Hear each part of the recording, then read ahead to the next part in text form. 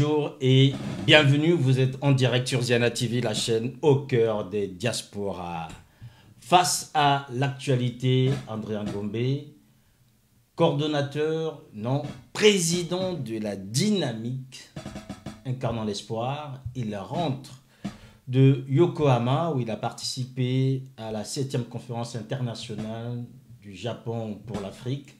Pour l'interroger, je ne serai pas seul pour la première fois. À mes côtés, Elidia. Bonjour. Bonjour. Elidia, donc, c'est le patron de RP Media. Avec lui, on va essayer d'entendre et surtout de bien comprendre l'intérêt de la participation de M. Ngombe à cette conférence internationale, donc la 7e édition. Alors, André Ngombe, bonjour. Konnichiwa. Konnichiwa, comme on dit là-bas au Japon. André Ngombe, du retour du Japon, vous êtes là, vous avez atterri hier. Oui, c'est toujours un plaisir d'être avec vous. Merci à Ziana TV. Mais voilà. Merci à vous aussi. Et déjà, sans doute, vous aussi, peut-être un petit mot d'accueil pour les fans de Ziana TV que vous découvrez la première fois. Oui, c'est la première fois sur Ziana TV. J'espère que ce ne sera pas la dernière fois. C'est un honneur d'être là sur un média communautaire. C'est l'Afrique qui gagne. Voilà, c'est l'Afrique qui gagne. On va aussi tester quelqu'un, si c'est lui aussi est un winner, puisqu'il est africain. André Ngombe, alors, le Japon, quel intérêt? Lui, je vous ai eu avant que cette conférence ne commence, hein, lorsque vous avez atterri. C'est vrai que la chance de Ziana TV, c'est de vous avoir à l'atterrissage à Tokyo et à l'atterrissage à Paris. Alors, comment d'abord s'est passée cette conférence de manière générale? C'était assez physique. Très demandeur en termes d'énergie, mais c'est une très bonne expérience. C'est quelque chose qu'on voulait avoir et qu'on a pu avoir, donc on est globalement satisfait. Voilà, globalement satisfait. Est-ce qu'aujourd'hui, ce type de conférences ont un réel intérêt pour le continent africain? Oui, pour le continent africain, déjà pour la diversification des investisseurs sur le continent, et on a pu le voir à l'issue de la conférence, certains pays importants repartent avec dans leur escarcelle des choses intéressantes. Une usine de montage Toyota Mitsubishi bientôt en RDC, ben on est envieux. Une usine de montage et plus des transferts de technologie pour le Ghana et pour un certain nombre de pays, on est très envieux. Donc oui, ce genre de conférences permet aux pays sérieux, organisés, d'aller à la pêche aux investisseurs pour justement résorber le chômage, améliorer l'éducation de nos populations. Et donc, c'est des conférences qui servent du point de vue des investissements. Et je veux quand même mettre un peu le pied dans l'intérêt que ça suscite pour vous. Est-ce que ce n'est pas plutôt la vision en termes d'intérêt de ces pays puissants-là chez nous plutôt qu'une volonté, quelque chose de mieux préparé, de mieux ficelé par nos propres experts dans nos propres intérêts et qui vont faire des demandes plutôt que des gens qui nous proposent dans leur propre intérêt? Non, ça doit aller dans les deux sens. Je ne nie pas. Non, mais ma question c'est, est-ce que là aujourd'hui dans les faits, ce n'est pas plutôt l'intérêt du Japon, de la Chine, de la France chez nous, plutôt qu'un deal gagnant-gagnant comme l'avait dit Ségolène Royal? Non, mais puisque l'Afrique n'est pas un pays mais un continent. Il y a des pays comme le Ghana qui vient préparer avec ses experts, avec ses entreprises, qui rencontrent le patronat japonais. Et là, on est dans un échange suffisamment équilibré. Il y a des pays comme le Nigeria qui sont venus équipés au point où un grand leader comme Elumelu, qui est le grand patron du patronat du Nigeria, était là et rencontrait le patronat japonais pour négocier pied à pied.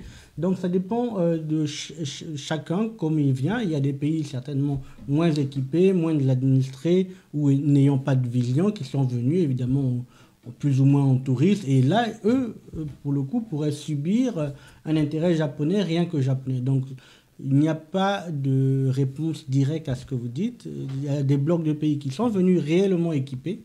Il y a d'autres qui l'étaient moins et il y a certains qui étaient quasiment absents. Dans le cas du Congo, dites-nous ce qui s'est passé. Je ne suis pas porte-parole de l'État congolais. Non, mais je parle de votre analyse. Vous étiez là-bas. Oui, mon analyse est toujours la même. Le Congo a fait un choix il y a plus de 60 ans de s'aligner sur les intérêts économiques de la Chine. Autant durant la guerre froide, cela avait plus ou moins un sens. Autant aujourd'hui, nous avons conscience, vu la voracité des investissements chinois en Afrique, que cela se fait au détriment de l'emploi congolais, au détriment des entreprises congolaises et au détriment des populations, puisque c'est devenu une relation en fait dictature-Chine et non pas une relation de pays à pays. Donc aujourd'hui, nous ne pouvons pas dire que l'intérêt de la Chine suit celui des populations congolaises. Sire. Alors, André Gombe, vous parlez d'intérêt. Aujourd'hui, on comprend très bien les enjeux de ce type de conférence. Aujourd'hui, ce sont les étrangers, soit ils le font chez eux ou ils le font sur le continent africain. Qu'est-ce que l'Afrique peut organiser, elle aussi de son côté, en termes, je dirais, de conférences, pour que les autres aient un intérêt à y venir et non pas, eux, à penser, notamment à la place des Africains? Mais je vais le redire pour encore être plus clair, le Japon est une démocratie. Il faut que ce soit clair, entendu dans les oreilles de tout un chacun. Et en qualité de démocratie, ils ont des limites au pouvoir exécutif. Aujourd'hui, si l'État japonais voulait se rendre coupable d'investissements frauduleux ou d'investissements contre l'intérêt de population avec massacre à l'appui ou soutien à des massacres, ben, ils auraient affaire à la justice japonaise. Donc, ils ne sont pas exempts eux-mêmes en interne de contrôle, ce qui n'est pas le cas pour la Chine. La Chine peut tout se permettre, y compris des violations graves de droits humains, des violations graves de l'environnement, sans que jamais aucune poursuite ne puisse être engagée contre une entreprise chinoise, un entrepreneur chinois ou un investisseur chinois en Chine. C'est quasiment impossible. Donc déjà, les deux conférences ne sont pas pareilles.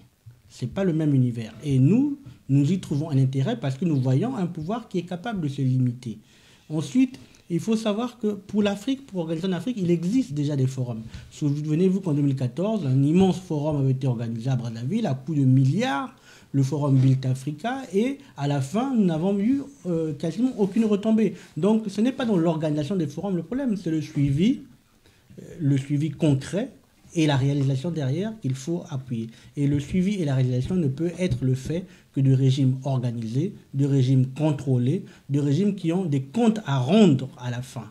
Donc que l'Afrique veut l'organiser, oui, mais ça ne peut être valable que pour des pays où derrière il y a le suivi, le contrôle et évidemment la sanction si ce n'est pas fait. Et pour prendre vraiment un pays qui l'a fait et qui réussit à le faire, parce que je le connais très bien, c'est le Sénégal, qui a déjà organisé des conférences sur l'investissement au Sénégal à Dakar.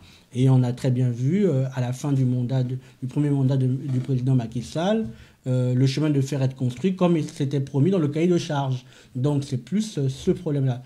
Pour prendre le cas spécifique de notre pays, il y avait eu une grande conférence, donc la Build Africa, au cours de laquelle on était censé faire la deuxième université du Congo qui devait ouvrir en 2017 ou 2018. Nous sommes en 2019 et elle n'est toujours pas ouverte. Il y avait un chemin de fer qui était prévu par un investissement coréen qui devait faire de Brazzaville à Ouesso. Aujourd'hui, le chemin de fer n'existe toujours pas. Donc, ce n'est pas dans la conférence en elle-même le problème, c'est dans le suivi, le contrôle et l'exécution. J'aimerais revenir sur les rapports du Congo avec la Chine aujourd'hui. Enfin, le Congo, c'est à peu près 6 millions d'habitants, 342 000 km², donc c'est un petit pays géographiquement, mais quelle immensité en termes de richesse. On va passer toute l'après-midi à citer tout ce qu'il y a comme richesse. Et aujourd'hui, le PIB par tête d'habitant est très faible. Vous avez une visibilité sur 2021. Quand vous vous rasez le matin, vous pensez à 2021.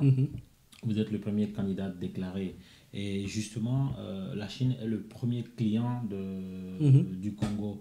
Et vous, qu'est-ce que vous comptez si jamais les choses marchent pour vous, si vous devenez pas le prochain Sassou, mais le successeur à Sassou, qu'est-ce que vous comptez faire pour que les tendances soient inversées, qu'on n'ait pas, c'est le Congo qui possède les richesses, ce sont les autres pays qui sont demandeurs. Le Congo n'est demandeur de rien. Il peut s'autosuffire. Comment vous comptez, après de 1960 à aujourd'hui, on a grandi tous dans cette façon de faire-là, comment vous comptez inverser la tendance au profit du Congo?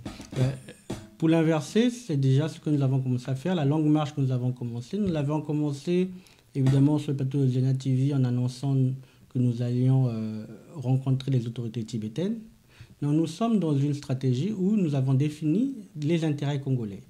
Pour nous, le Congo peut vivre sans la Chine. L'inverse n'est pas vrai. Aujourd'hui, le Congo doit faire l'audit de sa dette vis-à-vis de la Chine, puisque cette dette n'a aucunement profité aux populations. À qui a profité cette gabégie, à qui a profité le fait de confier la construction du troisième barrage, celui d'Imboulou, à une société qui n'avait jamais eu l'expérience de construire un barrage, qui a utilisé de la main-d'œuvre servile, c'est-à-dire des prisonniers politiques pris en Chine pour venir construire le barrage d'Imboulou. Ce barrage réputé être sur une zone aquifère qui fait que les fondations ne sont pas construites dans les normes et les règles de l'art, dénoncées par tous les investisseurs et tous les experts allemands qui ont été sur le terrain. Donc il nous faut faire, nous, on commencera toujours, parce que nous n'avons pas la science infuse, par l'audit. Qu'on nous dise à qui a profité le crime. Et en fonction de cela, des sanctions seront tirées. Et maintenant, si la Chine veut avoir un avenir au Congo, elle devra se conformer à un nouveau cahier de charges. Et ce nouveau cahier de charges est basé sur les règles de la transparence, les règles de l'équité, les règles de l'accès au marché. Et pour prendre un cas spécifique, c'est une cimenterie que nous avions à Mandingu. Il y en a 2 ou 3 qui ont été construites là-bas, dont une qui a été construite par un consortium chinois.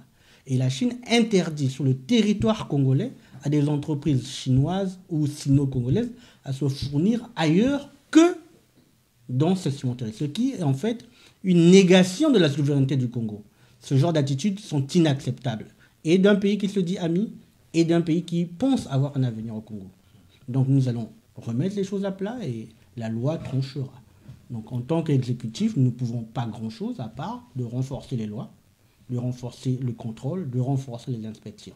Tout travailleur chinois qui veut travailler au Congo doit avoir un permis de travail, un contrat de travail, cotiser à la CNSS, cotiser comme tout le monde sur le territoire. S'il a vocation à rester sur le territoire plus longtemps que prévu, au-delà de cela, il lui faut appliquer pour un séjour, comme ça se passe dans les grandes démocraties, comme ça se passe dans un pays qui se respecte. Sassou Nguesso, le président Sassou Nguesso a 75 ans, ça fait 21 ans qu'il est au pouvoir. Vous aviez 13 ans quand il a pris le pouvoir.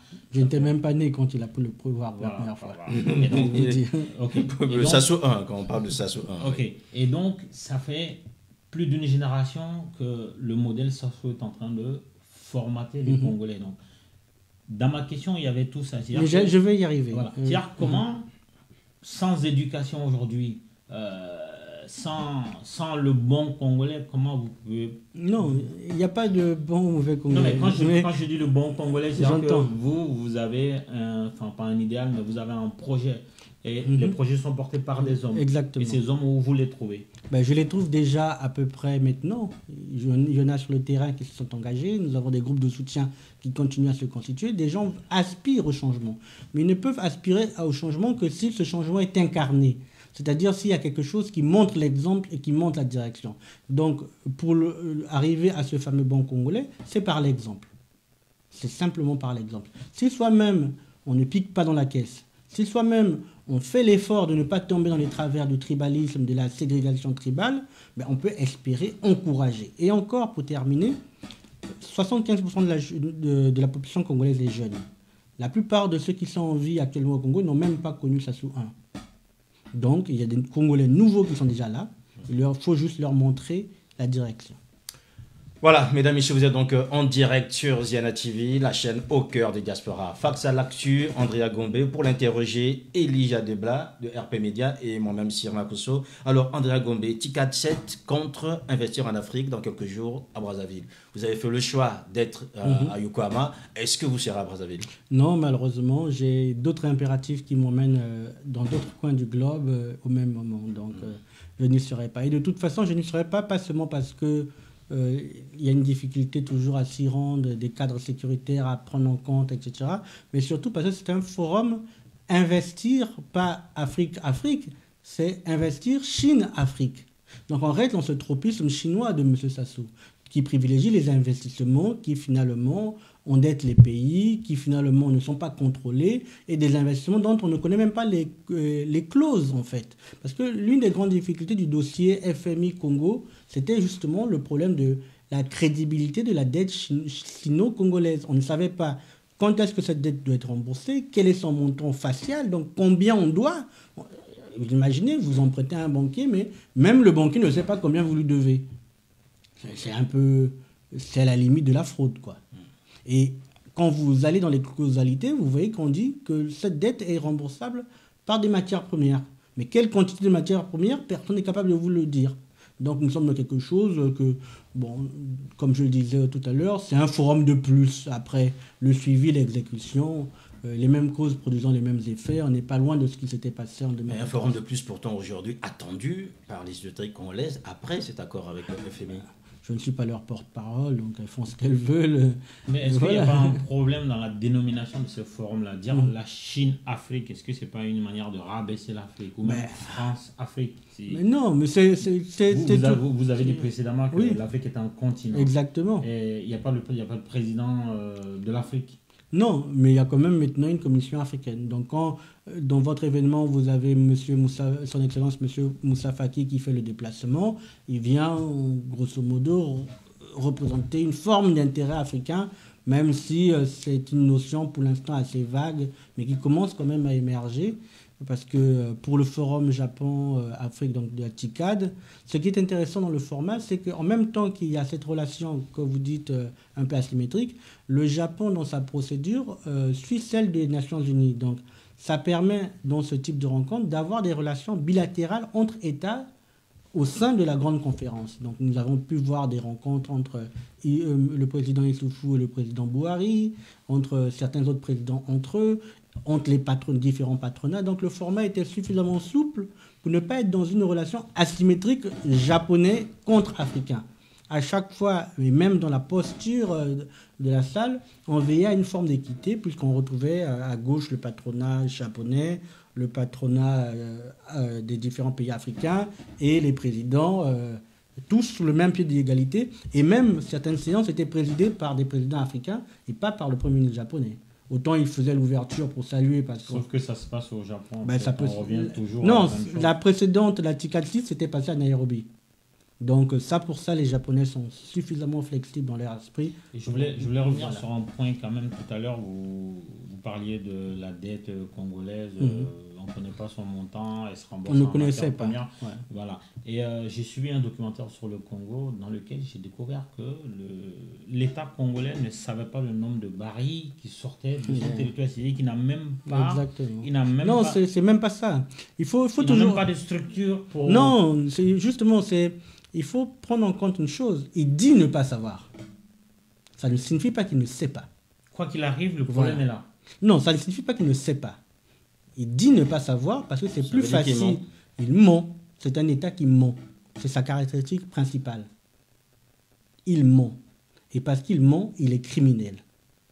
Et parce qu'il ment, il est obligé de tuer ceux qui disent la vérité ou ceux qui veulent répondre la vérité. C'est un État qui ment pathologiquement. Avec ça, vous n'allez pas vous faire beaucoup d'amis là-bas. J'ai appris pendant la préparation de l'interview que ça fait 19 ans que vous n'avez pas mis les pieds au Congo. Je ne compte pas vraiment, mais j'ai quitté en 2001. Donc oui, ça fait... Qu'est-ce qui justifie cette non-présence au Congo, un pays pour lequel vous voulez prendre les clés de... Déjà, les études. J'ai commencé par les études. Ensuite, la vie professionnelle. Là où j'ai trouvé un emploi, c'est là où je suis resté. Et de fil en aiguille, ça a fait 19 ans. Donc, ce n'est pas une volonté d'exil propre, mais c'est d'abord un parcours de vie. Et qu'est-ce que vous dites? Excusez-moi. Allez-y. Qu'est-ce que vous dites à vos détracteurs qui disent que vous n'êtes pas congolais de par la nature peut-être de votre famille et même aussi par cette absence-là? Non, déjà, juridiquement, qu'est-ce qui définit être congolais ou pas? Si c'est eux qui définissent ou c'est la loi, est-ce que c'est la Constitution? Donc pour cela, je ne répondrai pas trop, puisque la Constitution est claire, je suis congolais. En revanche, pour ceux qui disent ça fait longtemps, je leur rappellerai le temps qu'a passé notre seul président élu démocratiquement, le professeur Pascal Lissouba, hors de son pays, lui pour des raisons politiques. Donc oui, l'histoire du Congo est tragique, elle est difficile, elle fait que des hommes et des femmes sont restés et restent souvent éloignés du pays très longtemps, parce que certains se sont accaparés le pays en pensant être leur bien familial privé. Et bon, ce n'est pas de ma volonté propre que je me retrouve loin de mon pays. Voilà, mesdames, messieurs, toujours donc en direct, bien sûr, sur Ziana TV. Notre invité dans Face à l'actu, c'est Andrea Gombe, président de la Dynamique incarnant l'espoir. Il rentre de Yokohama du côté du Japon, où il a participé à la 7e conférence internationale du Japon pour le Congo, TICAD 7. Adrien Gombe, quand on sort d'une telle grand-messe internationale, très souvent l'intérêt c'est de rencontrer des hommes et des femmes. On vous a vu en photo avec plusieurs personnalités, présidents de la République d'Afrique et du continent. Certains ont dénoncé cela comme étant une course aux selfies. Alors, est-ce que vous avez pu faire ces selfies avec tous ceux qui étaient là, ou bien vous avez choisi ce qui vous convenait, ceux qui étaient faciles d'accès? Non, j'ai choisi ce qui me convenait. Pour une fois, donnez-moi quand même un petit crédit. Vous me connaissez depuis un... Dites-le à vos détracteurs, voilà, je vais dire. Vous me connaissez depuis un moment, je ne fais rien pour rien. Je calcule, je travaille et, comme je vous l'ai dit, je matérialise une volonté stratégique. Notre volonté stratégique, c'est que l'Afrique centrale change. C'est que l'Afrique centrale rentre dans la modernité politique.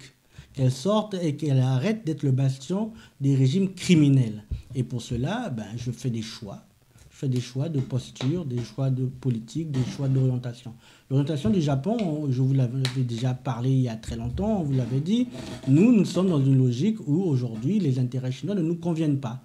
Et le soutien qu'apporte la Chine au régime actuel ne nous convient pas. Si la Chine est prête à réviser sa position sur ce régime, nous n'avons pas de problème à cela. Mais pour l'instant, nous estimons qu'aujourd'hui, ce qui garantit le plus nos intérêts à nous, Congolais, qui voulons la démocratie, c'est des régimes démocratiques asiatiques comme l'Inde, comme la Corée du Sud, comme le Japon, comme la Malaisie, comme l'Indonésie, qui sont pour nous des modèles stratégiques avec lesquels nous voulons travailler.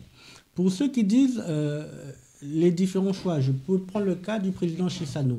Le président Chissano, ancien président du Mozambique, qui est un médiateur international, grand médiateur international, qui travaille avec le système des Nations Unies pour résoudre les crises en Afrique. Je l'ai vu, je lui ai rappelé que nous avons 2 prisonniers politiques au Congo, que nous allons aller vers une élection qui risque d'être une nouvelle source de tension, et que je réclamais, au sens vraiment d'une demande, son implication en tant que sage africain, que non seulement père de l'indépendance du Mozambique, à côté du président Samora Machel, capacité d'avoir arrêté une guerre entre le Frélimo et la Renamo chez lui, et d'avoir, en plus de cela, passé le pouvoir démocratiquement à un successeur. Donc, franchement, c'était un monsieur non seulement à rencontrer, avec qui parler, prendre les contacts pour permettre à mon équipe, aux équipes, de faire le suivi de cette orientation stratégique qui est la nôtre, de résoudre la crise politique congolaise. Un président comme le président Touadéra reste pour nous un modèle aussi, au sens où c'est celui qui, en Afrique centrale, a commencé le Big Bang stratégique. Il a fait le choix d'une alliance avec la Russie pour permettre de stabiliser sa police et son armée chez lui, puisqu'il avait un problème de sécurité intérieure. C'est un choix audacieux, c'est un choix courageux, et pour nous, c'est une forme de modèle du courage que nous voulons, nous, pour la politique étrangère congolaise, qui ne soit plus une politique qui soit subie, mais une politique volontariste qui dit on va sortir des sentiers battus, on va sortir des formules toutes faites pour permettre au pays d'atteindre ses propres objectifs. Et enfin, le président Nana Akufo-Addo, qui est pour moi plus qu'un modèle politique, c'est une inspiration. C'est un monsieur qui s'est présenté plusieurs fois aux élections, qui à chaque fois s'est vu voler les élections parfois, mais qui a toujours reconnu les victoires et qui surtout, à un moment donné, s'est mis en mouvement, encore plus aujourd'hui, pour permettre à son pays d'aller au-delà de l'aide. Au-delà de l'aide, pourquoi? Parce qu'il s'est dit, l'aide publique ne développera jamais le Ghana. En revanche, si je suis capable d'attirer des investissements, de nouveaux investissements, avoir une posture stratégique nouvelle, mon pays pourra sortir de l'ornière. Et le Ghana est le premier pays à avoir, en tout cas le premier pays africain, à avoir atteint l'un des objectifs du millénaire, qui est celui de réduire la pauvreté. Et enfin, évidemment, mon président, comme je l'appelle, pour titiller ceux qui ne me trouvent pas assez congolais, c'est Macky Sall, qui est un pays où j'ai grandi, où j'ai fait mes études, un pays dont je me sens toujours proche, qui est aussi une autre source d'inspiration, une seconde patrie quasiment, et où j'irai très bientôt. Donc, c'était normal que j'aille voir le président du pays puisqu'il était accessible, de lui dire mes volontés, de dire que j'irai bientôt chez lui, et évidemment d'avoir ce petit moment d'échange avec lui, étant un démocrate et bénéficiant de sa proximité des démocrates. Donc voilà. Donc, pourtant, il y avait un d'Afrique centrale, M. Tshisekedi, on ne vous a pas vu avec? Non, je n'ai pas eu l'occasion déjà de le croiser. Il n'a pas été là suffisamment longtemps pour qu'on ait le temps d'échanger. Et en plus, l'occasion n'étant pas là, bon, j'avais d'autres impératifs, notamment des réunions d'ateliers, on appelle ça là-bas des side events, auxquels je devais participer, sur la soutenabilité de la dette, sur l'investissement dans le spatial africain, sur le futur des jeunes africains et les ressources humaines. Donc ça faisait que quand j'étais dans un atelier, évidemment, je n'avais pas le temps, pour reprendre leur expression, de courir derrière les selfies. Donc voilà. Voilà, allez-y. En fait, moi, à vous entendre parler, l'étranger, parce que là on est sur une table congolaise, vous parlez du Japon, vous parlez de la Chine, comme si le salut viendra de... C'est-à-dire que non, vous avez dit quelque part que le Congo peut vivre sans la Chine, l'inverse n'est pas vrai. Mais on ne vous sent pas prêt à franchir ce pas-là. C'est-à-dire que chaque fois, il faut changer d'investisseur, il faut changer d'interlocuteur, mais c'est le Congo qui doit changer. Oui, mais le Congo ne peut changer pas tout seul. Le Congo autarcique n'existera pas. Non, je ne parlais pas d'autarcie. Justement, le Congo, je veux le dire, le Congo autarcique, qui est aussi une volonté de certains, n'existera jamais. Le Congo n'est pas une île. Le Congo vit dans la communauté internationale. Il vit des alliances des communautés internationales. Le Congo est un acteur très important de la diplomatie internationale de certaines puissances. Aujourd'hui... Puisqu'il nourrit certaines puissances. Exactement. Aujourd'hui, le Congo est aligné... Comment nourrir les Congolais? C'est là la Mais question. justement, pour nourrir les Congolais, il faut déjà rééquilibrer le rapport de force. Si le Congo actuel, qui ne nourrit pas les Congolais, est soutenu par une puissance, le Congo seul ne peut pas s'en sortir. Il faut le Congo plus des alliés. Et ce n'est qu'en rééquilibrant ce rapport de force qu'on peut aller vers un Congo où les Congolais pourront retrouver un peu plus de sérénité, un peu plus d'indépendance. Ça ne se fera pas en un jour, ça ne peut pas se faire tout seul. La question c'est comment faire? C'est-à-dire que là nous sommes dans un équilibre où ça profite à la Chine, ça profite au Japon. Non, pour l'instant ça ne profite pas au Japon. Le Congo... Le Japon n'est pas déficitaire quoi qu'il arrive. Voilà. C'est-à-dire que si le Japon met les pieds au Congo, c'est que le Japon il gagne au moins. Sauf que dans les termes de l'échange, je reviens sur le fait, et j'insiste sur ce fait, que le Japon est une démocratie. La France est une démocratie. Les États-Unis sont une démocratie. Mais justement, on va y arriver. Le rapport que nous avons avec l'Asie n'est pas le même que nous avons avec l'Occident.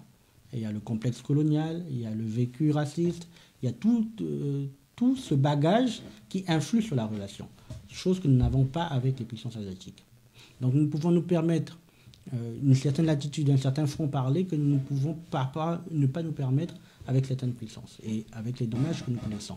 Mais ce que je veux dire, comment faire pour que le Congolais retrouve son intérêt dans l'affaire, c'est déjà d'être en face d'une puissance démocratique.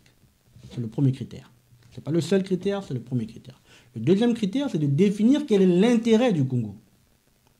C'est ce que nous faisons avec... Est-ce que vous n'êtes pas en train d'inverser les choses? Non, je n'inverse pas. L'ordre serait le Congo fait le nettoyage et dit... Mais le Congo n'est pas seul. Je te veux comme interlocuteur ou je veux l'autre. Mais là, en fait, vous êtes en train de vous complaire dans une situation où l'interlocuteur est déjà là. Mais on n'a aucune influence sur lui. Justement, je ne me complais pas, je constate.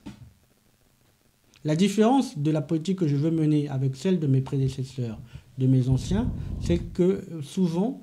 et sans critique violente, parce qu'ils ont fait ce qu'ils pouvaient à la mesure de ce qu'ils savaient, ils sont dans un romantisme, en pensant que le monde se plie à eux. Non. Le monde est là, avant eux, les alliances sont signées avant eux, le partage s'est fait à Berlin avant eux, et il y a des contraintes qui sont sur les États. Et aujourd'hui, le Congo, dans sa situation où l'a placé l'administration actuelle, n'est pas maître de sa souveraineté et de son destin. Il faut d'abord rééquilibrer un certain nombre de paramètres avant d'aller dans la seconde étape. Donc le dire aujourd'hui que je suis prêt à refaire les termes de l'échange, ce serait bien, ce serait populiste de le dire, mais ce serait faux. Je mentirais aux gens. Aujourd'hui, le Congo n'est pas maître de son destin. Le Congo est endetté à 9 milliards. Le Congo a caché 14 000 milliards de francs CFA partout, en veux-tu, en voilà. Le Congo est incapable aujourd'hui de soutenir rien que l'alimentation de sa propre population sans importation. Voilà le problème.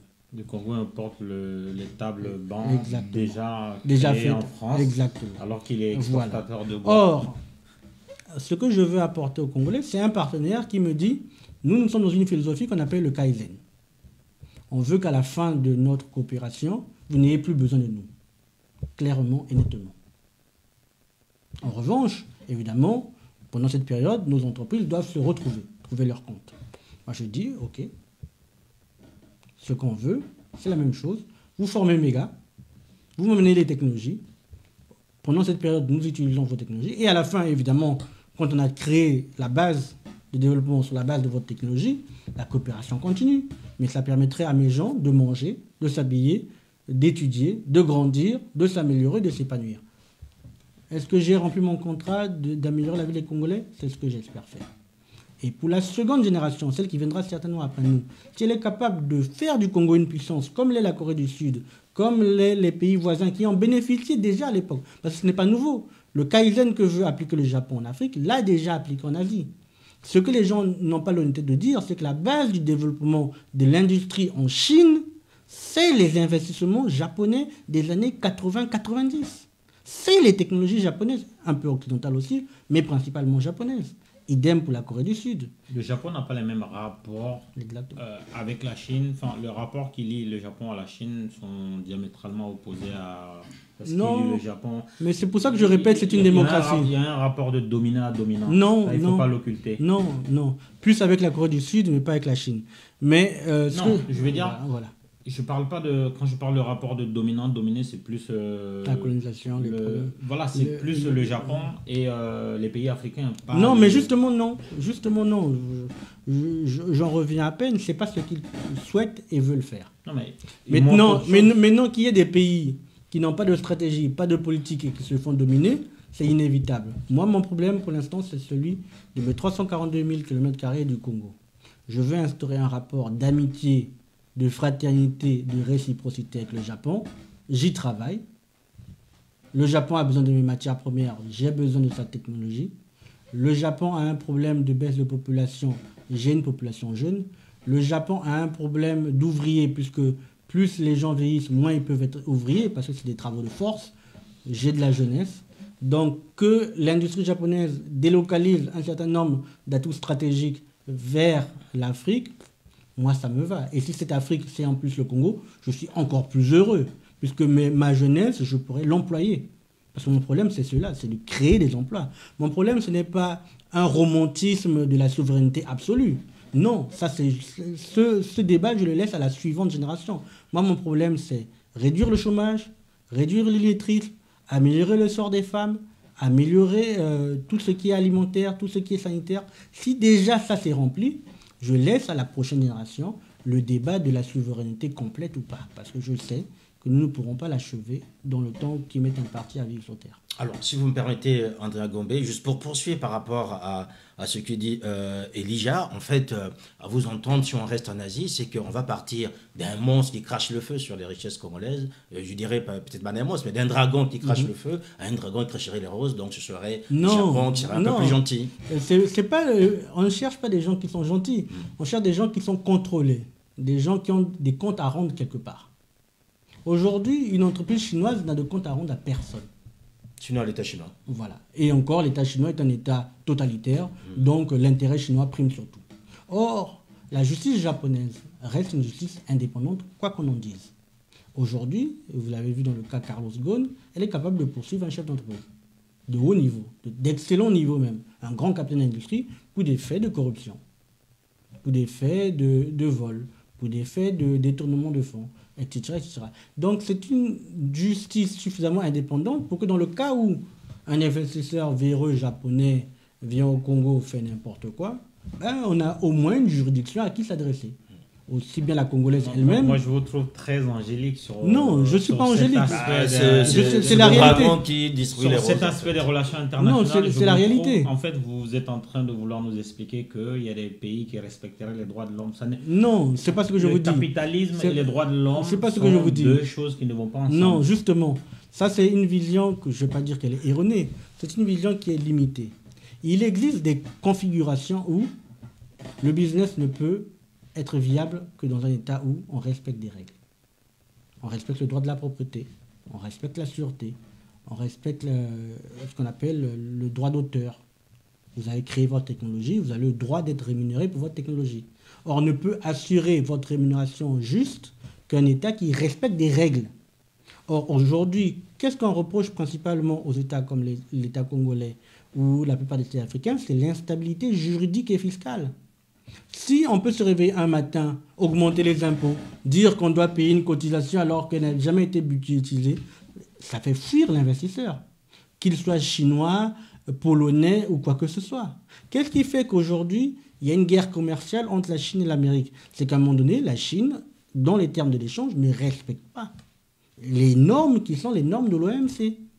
On dit pas de dumping sur la monnaie. On dit clarté sur les stocks. On dit clarté sur les investissements. Non. Elle pense faire fi des règles qui régissent le commerce international. Si on n'est même pas capable de respecter les contrats qu'on signe, il n'y a plus commerce. Et c'est là où se situe l'avantage comparatif du Japon sur la Chine. C'est que les termes de l'échange sont connus, visibles, clairs et transparents. C'est ce que nous voulons pour le Congo. Voilà, mesdames, messieurs, ce que nous voulons pour Ziana TV, ce sont les réponses, bien sûr, à vos questions. Sauf que c'est une émission, c'est un nouveau format d'émission. Donc, face à l'actu, ben, c'est nous qui avons la main. Je comprends que vous êtes nombreux à vouloir interpeller Andrea Gombe. Ça sera dans une autre émission, notamment le 100% direct, où c'est vous qui faites l'émission. Aujourd'hui, c'est Elijah et moi qui dirigeons les choses. Andrea Gombe, on va repartir, on va rester en Asie, notamment au Japon. Il y a une photo qui a circulé. On vous voit, vous, assis avec, je dirais, un marqueur. C'était à la place vous êtes assis à la place du ministre congolais des Affaires étrangères. Or, on sait très bien que M. Gakoso était sur place. Le gouvernement japonais a publié des images, sauf que les Congolais ne l'ont pas fait directement. Donc, est-ce que vous admettez que ce fut une erreur ou encore vous comprenez ce qui vous qualifie d'usurpateur d'avoir été là et prendre cette photo à la place du Congo alors que vous n'aviez aucun mandat et vous l'avez reconnu le premier jour quand je vous ai interpellé en parlant de diplomatie parallèle? Oui, mais si vous avez vu la photo, vous avez certainement vu le texte qui accompagnait la photo. Et que disait le texte? Je me suis assis de manière symbolique. Donc, je ne me suis pas assis pour rester et faire la réunion à sa place, ce qui serait une... Est-ce que vous l'avez croisé? Je ne l'ai pas croisé. D'accord. Visiblement... Donc, vous doutiez de sa présence ou bien vous êtes... Personnellement, je peux douter, mais ce serait malhonnête de ma part, puisque je n'ai pas d'éléments d'appréciation. Donc, n'ayant pas d'éléments d'appréciation, je ne peux ni dire qu'il était là, ni dire qu'il n'était pas là. En tout cas, je ne l'ai pas vu dans les travaux. Les deux dernières plénières auxquelles j'ai complètement participé, du début à la fin. Est-ce que vous l'avez recherché pour vous assurer qu'il y avait bien quelqu'un concernant le Congo? Franchement, je n'allais pas le chercher déjà. D'accord. Vous avez retrouvé la place du Congo? Voilà, et la place était vide. Enfin, c'est un peu trop facile. Et pour les habitués de ces grandes conférences, quand le ministre se déplace, il y a une partie du protocole qui reste pour garder la place. Pour évidemment éviter le vide. Et là, vous avez trouvé une place vide. Ouais, voilà. J'ai trouvé une place. Donc une opportunité. Non, pas seulement une opportunité. Oui, allez-y. Je vous l'ai déjà dit, ce que nous faisons, nous ne le faisons pas pour rien. Nous faisons une démarche d'abord intellectuelle pour permettre aux gens de réaliser certaines choses que nous disons. Je vous avais parlé sur votre plateau de fenêtres de tir stratégique. Mais souvent, les gens disent, on ne comprend pas qu'est-ce qu'ils veulent dire. Nous l'avons matérialisé. Le Congo, pour nous, était absent. Et c'est ce qui caractérise une vacance du pouvoir. Voilà le Congo. Enfin, absent, il y avait bien quelqu'un qui était là. Monsieur Andrea Gombe, c'est un lanceur d'alerte. En fait, de par cette photo, parce que si le ministre effectivement avait été là, ou son protocole, il n'aurait pas pu prendre cette photo, certainement. Vous ne les aurez pas bousculés pour vous mettre là. Voilà. Il n'y aurait pas eu de fait de violence. Il doit avoir des intuitions communicatives qui l'ont guidé à faire ça. Exactement. Mais pour revenir... Non, j'allais terminer sur le symbole. Allez-y. Donc, le premier symbole, c'était celui de la vacance du pouvoir. Le Congo n'est plus dirigé. Le Congo est absent des débats qui structurent le monde de demain. Le monde est en cours de recomposition. Les gens sont en train de truster les places. La RDC, je vous l'ai dit, va bénéficier d'usines de montage. Le Congo est absent. Et c'est cette absence que j'ai voulu remplir symboliquement. Dire, si vous voulez que le Congo ramène des contrats de l'Asie, de l'emploi, de l'énergie, tout ce que vous voulez, tout ce à quoi nous aspirons, mettez-moi sur le fauteuil. Parce que non seulement je serai là, mais en plus je négocierai pied à pied pour vos intérêts. Et je suis capable de négocier en 2, 3 langues et même d'embaucher du staff pour venir parler en japonais s'il le faut, pour défendre l'intérêt congolais. Je ne serai pas dans une diplomatie de l'apparat, je ne serais pas dans une diplomatie qui permet au Congo aujourd'hui de signer des contrats contre l'intérêt du Congo, ce qu'avaient même dénoncé les conseils DSK et Epigas sur la renégociation de la dette chinoise. Donc aujourd'hui, nous avons un État qui joue contre l'État congolais. Voilà, décharge de Sassou, il n'est pas le seul. Vous savez qu'un pays comme le Mali, c'est un pays en guerre contre le terrorisme sous toutes ses formes. Mais votre président était présent. Et ce pays a quand même osé signer un contrat d'armement, d'achat d'hélicoptères qui ne peuvent pas voler. Et c'était des épaves. Et il n'y a même pas de contrat d'entretien, etc. Donc, bon, en tout cas, en matière d'armement, le Congo sait négocier et il négocie très bien ses intérêts. Donc vous arriverez déjà sur un arsenal, là, éventuellement. Voilà. C'était une parenthèse. Oui, je vois. Moi, j'aimerais quand même revenir sur la question de l'intérêt du Congo. Le Congo est entouré de beaucoup de pays.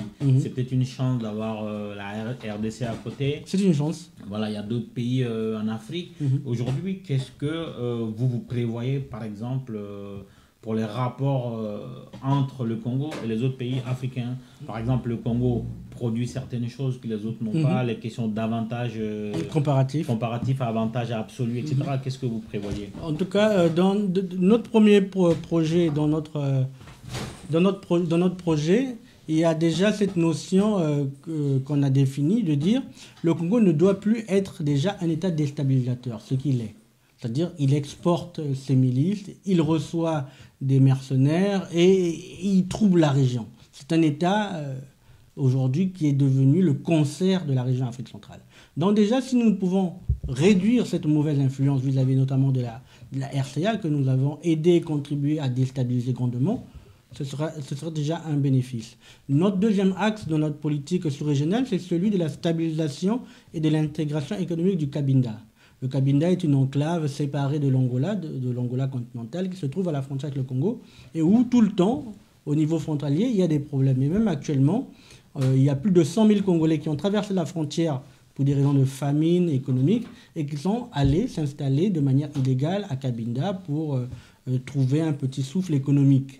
Donc nous trouvons qu'il est aujourd'hui intéressant de négocier avec l'Angola pour qu'il y ait un traité de libre circulation entre le Cabinda et le territoire congolais, un chemin de fer pour intégrer les deux territoires et pour permettre de réduire en fait cette fracture qui oblige l'Angola à mettre en permanence plus de 4000 militaires en stationnement sur ce territoire, puisque pour lui, c'est un territoire stratégique où il exploite la majorité de son pétrole. Donc, nous avons ce problème avec l'Angola à régler une bonne fois pour toutes, mettre fin aux milices frontalières des FLEC, qui trouvent des bases arrières au Congo, dans les environs de Dolisie, de l'armement, pour aller faire des escarmouches en Angola.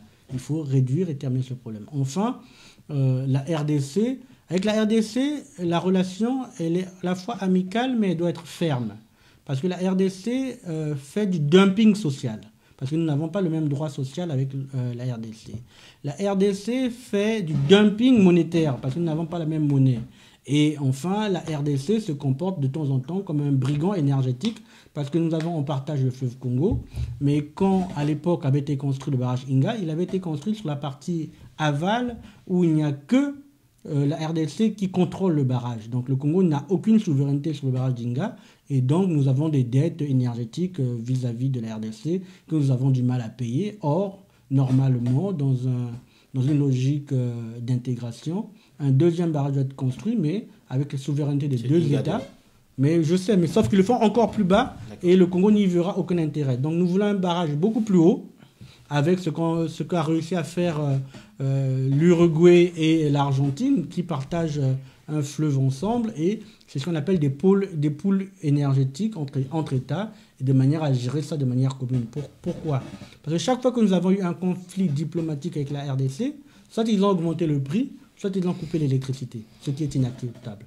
Nous ne pouvons pas vivre du chantage de la RDC pour avoir de l'énergie au Congo. Voilà un peu les termes d'échange. Après, il y a des États que nous voulons intégrer comme Sao Tomé. Nous pensons que Sao Tomé et le Congo ont une relation particulière que même les Congolais ne savent pas. Nous avons eu un ministre congolais d'origine sao-toméenne, Pinto da Costa, et le Congo et Sao Tomé partagent une histoire tragique, celle de l'esclavage, puisque quand les esclaves étaient pris dans la zone Congo, le premier endroit où on les mettait, c'était Sao Tomé, avant d'aller au Brésil, être sous l'esclavage. Et à Sao Tomé, un des bateaux qui avait fait naufrage avait libéré des esclaves et ils se font appeler eux-mêmes là-bas. Il y a une ethnie qu'on appelle les Congos à Sao Tomé. Donc nous pensons que nous avons une relation particulière avec ce territoire, qu'il faut aider à se développer et utiliser comme une plateforme pour tout l'ensemble de la sous-région. Voilà, mesdames et messieurs, vous êtes bien sûr en direct sur Ziana TV. Notre invité face à l'actu, c'est monsieur Andrea Gomé, président de la dynamique Incarner l'espoir. Nous l'interrogions donc avec Elijah Debla, le patron de RP Média. Alors, Andrea Gomé, je vais faire un droit de suite par rapport à cette fameuse image où on voit assis sur le siège du Congo. Est-ce que vous estimez, enfin, symboliquement, certains ne l'ont pas pris pour un symbole. Okay. Je pense que vous l'avez entendu. Vos photos posent problème. Est-ce que vous estimez que ceux qui vous disent aujourd'hui que c'est une erreur ont tort? Ou bien vous pensez que vous étiez dans vos droits et il fallait à ce moment-là l'exercer, étant donné que vous évoquiez la vacance du pouvoir? Mais c'est une polysémie. Ils ont raison de dire que j'ai tort, comme d'autres ont raison de dire que j'ai raison. Non, je ne jugerai pas sur ce principe-là. Je jugerai sur le fait du deux poids... Ou c'est fait une erreur? Non, je vais réagir sur le deux poids deux mesures. Parce que ceux qui disent que c'est une erreur, ce sont lesquels? C'est ceux qui autorisent depuis 34 ans un usurpateur à la tête de l'État congolais. C'est ceux qui entérinent le fait d'un homme qui a tué, bombardé une capitale pour revenir au pouvoir avec le soutien d'une armée étrangère. Qui sont-ils, les gens qui trouvent que j'ai usurpé une place? C'est qui? C'est lesquels? Ce sont les Congolais qui souffrent. Ce sont nos mères et nos femmes qui sont violées à tour de bras par des militaires qui vont et viennent dans les rues. C'est ceux qui assassinent des enfants dans les commissariats. C'est qui les usurpateurs dans cette affaire? Des gens qui ont menti, caché une dette, qui ont volé, pillé un État.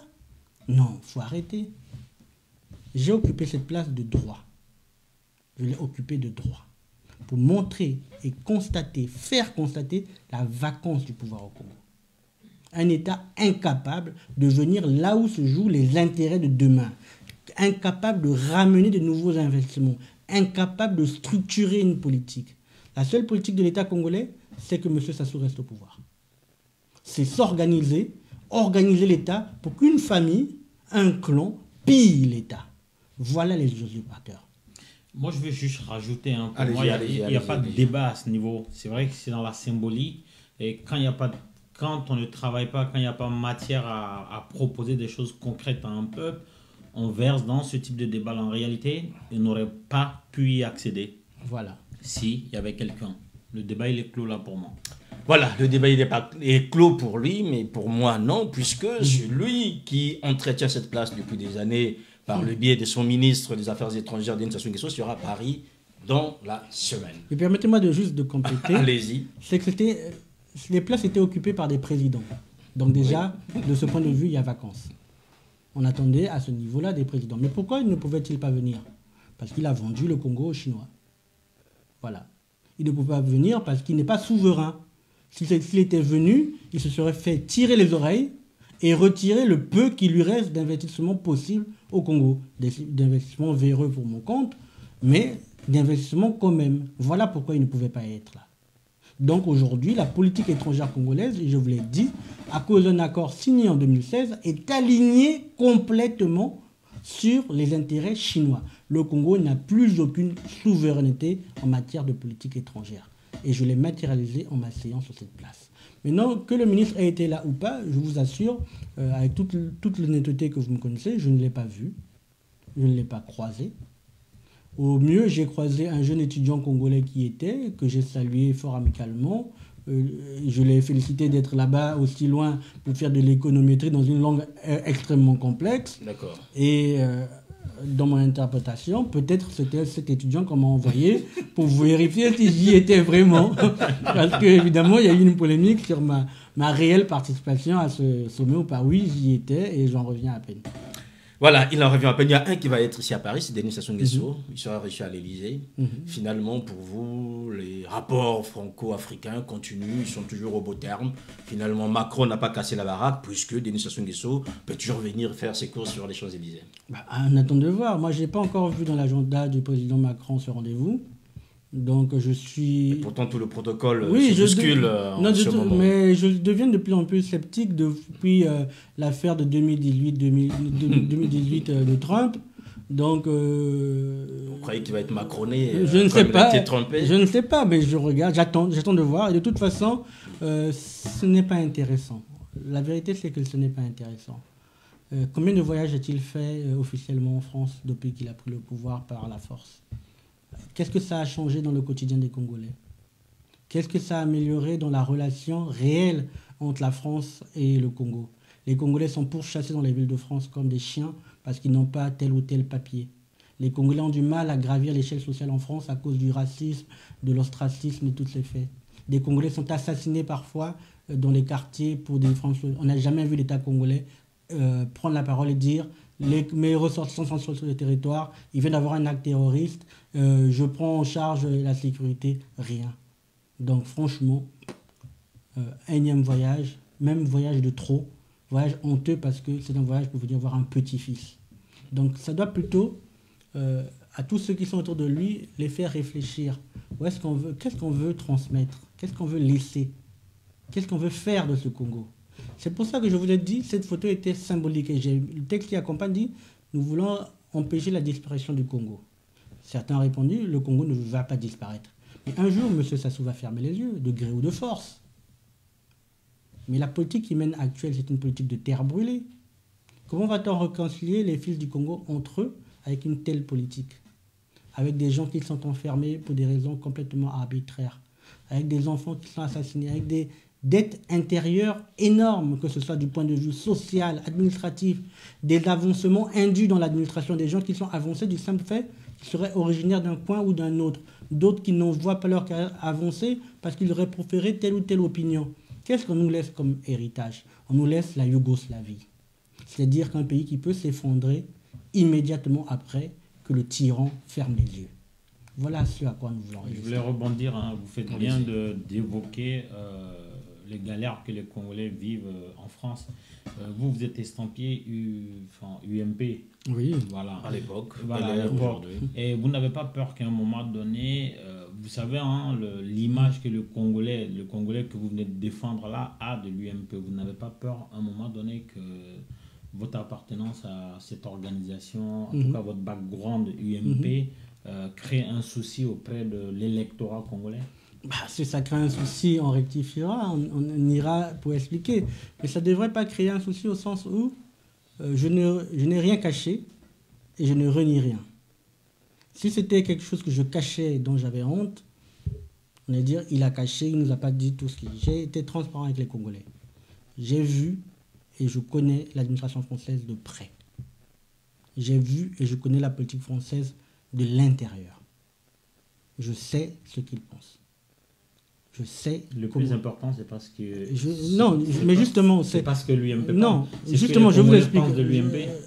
Peu importe ce que les Congolais pensent de l'UMP, ce n'est pas les Congolais qui font la loi en France. Non, mais je reformule ma question. Il faut à un moment donné. Oui, okay. Je reformule ma question.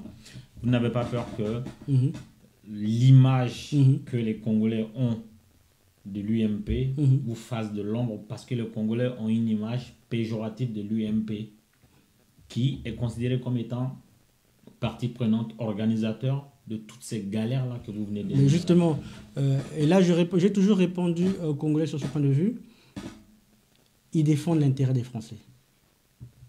À nous de défendre le nôtre. Ils n'ont aucune excuse à avoir pour ce qu'ils font et nous n'avons aucun compte à leur demander sur ce sujet, sauf si on est évidemment franco-congolais ou français. C'est ce que vous êtes en train de dire. Voilà. Vous êtes en train de reprocher à Sassou Nguesso de ne pas s'interroger sur les galères vécues par ces Congolais en France. Et vous dites que... Sassou Nguesso, dans sa posture de président des Congolais, du Congo, se doit de s'occuper de ses ressortissants à l'étranger. Je ne parle pas des franco-congolais, je parle bien des Congolais. Nous sommes en France, oui, donc on va réduire le champ d'analyse à la France. Oui, mais je réduis juste aux Congolais nationaux vivant en France. Pas les franco-congolais qui relèvent des deux juridictions. On parle justement de ceux qui pour les Congolais ressortissants congolais, l'État congolais a négocié une convention pour tous les responsables politiques congolais, y compris administratifs, qui peuvent venir en France librement du simple fait d'avoir un passeport de service sans prendre de visa et qui peuvent s'installer à des conditions préférentielles. Mais il n'a négocié que pour ses diplomates et son administration et ses gens à lui. Qu'est-ce qui l'empêchait de négocier une convention élargie, comme l'avait fait en son temps le président Bongo, à l'ensemble de la population congolaise? Voilà où je veux en venir. Il n'a pas défendu l'intérêt des Congolais. Il a défendu l'intérêt d'une clientèle et d'une caste. Cette clientèle et cette caste qui n'est pas visiblement ma clientèle politique. Ma clientèle politique, je le dis, c'est le peuple, le bas peuple, les petits, l'informel, les gens qui se débrouillent, les petits fonctionnaires qui n'accèdent pas à ces privilèges-là. Si j'avais été congolais, que j'avais un bulletin de vote, vos propos ne m'auraient pas convaincu. Est-ce que vous reprochez à Sassou de ne pas s'interroger sur la galère vécue par les Congolais en France? Je vais y arriver. Or, les Congolais, vous voulez savoir quelle est ma proposition pour eux, en fait. Ma proposition pour eux, nous l'avons déjà eue, c'était le 2 mai 2017, dans une réunion que nous avions faite avec le collectif des Africains. Nous avons une feuille de route que nous avons proposée, et qui a été signée pour l'instant que par le Front National, mais qui est aujourd'hui Rassemblement National, mais avec lesquels nous pensons être une base de travail solide. La base de travail solide, c'est de dire quoi? Ceux qui sont responsables de l'immigration, ce sont nos dictateurs. Ce n'est pas les Français. En revanche, nous, en tant que Congolais, nous voulons que ceux qui veulent rentrer au pays doivent être accompagnés par l'État congolais. Possibilité d'avoir un conteneur, possibilité d'avoir un billet d'avion, possibilité d'avoir des facilités. Un Congolais qui se retrouverait dans une situation administrative compliquée doit bénéficier de soutien juridique de son ambassade. Que son ambassade, qu'il n'y ait pas un seul Congolais en rétention administrative, qu'il n'ait pas le soutien administratif et légal de son ambassade. C'est le minimum syndical. Le minimum syndical. Je ne parle même pas du rapatriement, juste de ce soutien-là. Nous pensons que dans notre projet, qu'il faut que le Congolais, même en France, puisse éduquer son enfant sur des programmes congolais. Donc, nous voulons un développement des écoles consulaires.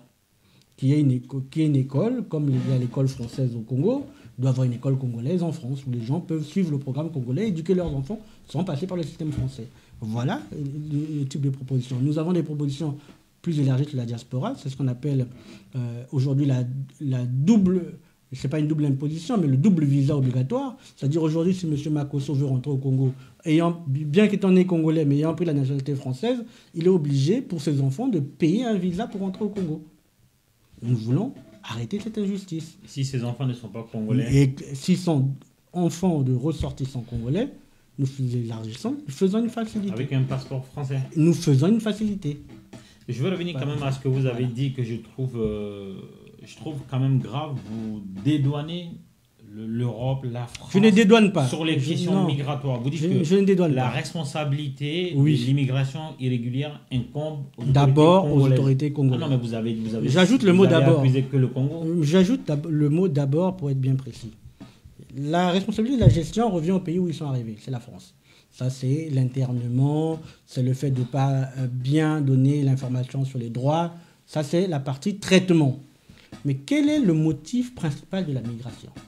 C'est le malaise social, fiscal, sanitaire, et même parfois simplement l'espèce de dépression nerveuse qu'entraîne une dictature. Les gens ne veulent pas rester au Congo. Il ne fait pas bon vivre. Il ne fait pas bon vivre, on ne peut pas dire ce qu'on pense, on ne peut pas entreprendre, il faut tout le temps montrer patte blanche à monsieur un tel, madame un tel. Personne n'a envie d'y aller, ça ressemble à l'enfer sur terre pour certains. L'hôpital, une simple grossesse, on y meurt. Un simple panari, on ne sait plus quoi faire. Il faut tout le temps courber les chines pour vivre de son travail, de son talent. C'est ce qui fait partir les gens. Maintenant, il existe des gens naturellement qui sont des entrepreneurs qui veulent voir le monde, c'est une autre catégorie de gens. Mais si déjà on peut mettre les conditions pour permettre aux Congolais de vivre chez lui dignement, nous avons réduit le problème de 60 à 70%. Ensuite, ceux qui sont déjà partis, qui sont dans des situations compliquées, il faut leur trouver des solutions. Je vous ai dit, nous avons une solution pour dire, est-ce que vous voulez rentrer au pays? On vous aide à vous réinstaller. Un prêt, un rapatriement, une formation, tout ce qu'on pourra mettre en place en coopération avec le ministère de l'Intérieur. Pour ceux qui sont en rétention, une assistance juridique, des moyens, et pour ceux qui veulent rester, Évidemment, comme le fait très bien, pour reprendre encore le cas de l'État japonais, quand vous voyez des restaurants japonais rue Sainte-Anne et partout, ben, parfois il arrive que l'État japonais met une ligne de crédit pour ceux qui veulent entreprendre. Donc si vous voulez être en France, être la vitrine du pays, nous pouvons vous aider. Ce que vous prévoyez pour les Congolais qui souhaitent entrer, faites-le pour les Congolais qui sont au Congo. Ils vont créer des entreprises, ils vont créer de la richesse et ils vont certainement recruter la main-d'œuvre qualifiée. Mais c'est les deux. Mais ce que vous êtes en train de dire, mais c'est les deux. Un pays, le problème de votre logique, c'est que vous voyez un monde fermé. C'est ce que j'entends.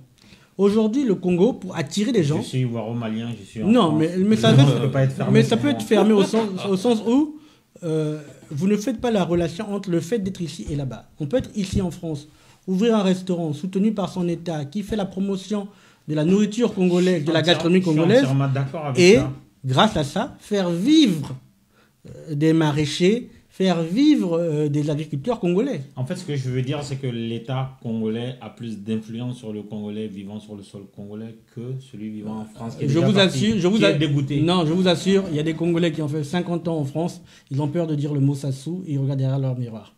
C'est-à-dire que l'influence, elle se fait voir au quotidien. L'influence de l'État, quand il est organisé, c'est une influence positive. Actuellement, l'influence est une influence négative. L'influence positive dont je vous parle, je prends vraiment un cas qui fonctionne. Vous avez certainement entendu parler des instituts Goethe, l'Institut culturel allemand, ou l'Institut culturel chinois, l'Institut Confucius, qui fait la promotion de la langue, des arts et tout cela. Bon, nous avons des grands artistes congolais, nous avons des grands auteurs. Qu'est-ce qui nous empêche d'avoir des instituts culturels congolais, en commençant en France, qui soit un lieu où les gens découvrent la culture congolaise, découvrent qu'est-ce que le Congo, font la promotion de la culture congolaise, et évidemment, c'est une courroie d'entraînement. Parce que les gens qui auront vécu ces événements, qui viendront voir, sont de partout, puisque le Congo n'étant pas encore un hub complet de la mondialisation, Paris étant un hub accessible, avoir une vitrine pareille à Paris permet de faire venir les gens à Brazzaville. Parce qu'ils vont découvrir, ils vont dire, nous avons rencontré le grand auteur Alain Mabankou au Centre culturel congolais, il a donné une masterclass, il y a une librairie à côté où ils peuvent acheter le bouquin, et évidemment, je te dis, mais j'aime tellement ce pays, à côté il y a l'agence de voyage avec une société d'aviation congolaise, et il y a un petit restaurant, ils peuvent goûter la nourriture, le vin de Palme, les choses de chez nous, et ça permet de tirer la croissance. C'est un Congo connecté au monde que nous voulons. Or, dire que parce que je me soucierais d'améliorer les conditions des Congolais vivant en France, en gros, j'oublie ceux qui sont au Congo, est faux. Tout cela est interconnecté. Si les deux sont faisables en simultané, ok. Mais c'est complètement interconnecté. Si on doit commencer par un, ce serait plus pertinent de commencer. Je vous assure que c'est interconnecté. La consommation des produits en France permettrait de faire vivre des maraîchers là-bas. Et le maraîcher qui vit là-bas reçoit de l'argent de son travail et peut faire vivre autour de lui la communauté. Il ne faut pas séparer les deux. C'est vraiment ensemble. Voilà, c'est vraiment ensemble, mesdames et messieurs. Vous êtes donc en direct. On arrive à la fin de cet entretien. Andrea Gombe, qu'est-ce que les gens qui vous ont suivi cet après-midi, notamment après votre retour de Yokohama, peuvent retenir, non seulement pour le Congo, mais aussi pour le projet que vous portez pour 2021? Déjà que c'est faisable. Je leur ai dit, il faut sortir du fatalisme. Il faut aller vers l'unité, mais une unité sur le projet, une unité sur les idées. Pas des unités sur les personnes simplement. Une unité sur réellement une vision de ce que nous voulons faire pour le Congo. Et je le redis pour la pédagogie, le Congo peut disparaître et tel que nous sommes partis, le Congo va disparaître. Sauf si les hommes et les femmes qui le composent, qui y vivent, qui y croient encore, se rassemblent pour défier cette espèce d'inéluctable. Mon projet, Incarner l'espoir, je l'ai dit et je l'ai répété, se base d'abord sur une réorientation de notre politique étrangère. Parce qu'aujourd'hui, elle se fait dans des termes qui annihilent la souveraineté nationale. Mon projet se base sur un dépassement de soi collectif, ce que nous avons appelé le sursaut national. Il faut pour cela que toutes les énergies, et notamment nos équipes locales, continuent ce travail de fond qui consiste à mailler le territoire pour dépasser toutes les frontières, que ce soit les frontières mentales, les frontières ethniques, les frontières de genre, C'est pour ça que nous lançons un appel encore aux femmes congolaises à s'engager réellement, concrètement, de plus en plus pour le pays, parce que sans elles, nous ne pourrons rien faire. Et nous avons besoin d'elles. Et enfin, je me suis assis sur la place symboliquement aussi pour enlever un mythe dans la tête des Congolais. Oui, il y a un après-Sassou. Oui, cet après-Sassou a déjà commencé. Il appartient à nous de le préparer pour que nous puissions choisir quel est le destin de cet après-Sassou. Soit le chaos, les guerres fratricides, les guerres ethniques, soit l'harmonie et le développement. Il nous faut choisir. Et on choisit chaque jour par ses actions, par ses discours, par ses paroles. Mon choix à moi, c'est celui de l'harmonie et de la réconciliation. À chacun de faire le sien. Voilà, notre choix, c'est de vous dire au revoir en ce moment. Elijah. Merci de nous avoir suivis. Ça a été un réel plaisir, ce premier plateau pour moi sur l'actualité congolaise avec notre invité Andrea Ngombe. Merci de nous avoir suivis. Voilà, mesdames, messieurs, merci d'avoir suivi cet entretien. Vous avez été nombreux. Je sais que nombre d'entre vous voulaient réagir, mais souffrez que ce soit un moment que nous partagions, nous seuls qui sommes ici, puisque ça s'appelle Face à l'actu. Pour les prochains numéros de 100% direct, vous aurez l'opportunité de pouvoir opportuner. En fait, je dirais notre invité par vos questions souvent perspicaces. Mais j'aimerais juste dire à certains, notamment à monsieur Giscard Ibarra-Miéré, qui s'est fait connaître aujourd'hui comme un grand pédagogue, donneur de leçons, tout ce qu'on peut avoir. Merci, monsieur Ibarra-Miéré. Nous espérons que vous serez encore là. Et nous espérons aussi que vous serez assez courageux vous-même un jour de prendre la parole et en même temps de pouvoir répondre à certaines questions puisqu'il y a des sujets qui vous préoccupent. Aux autres, encore, merci d'avoir été là. Nos programmes continuent. Portez-vous bien. Au revoir et passez un très bon dimanche et une bonne rentrée pour ceux qui devront le faire demain. Ciao. Sayonara. Sayonara. Botenayo.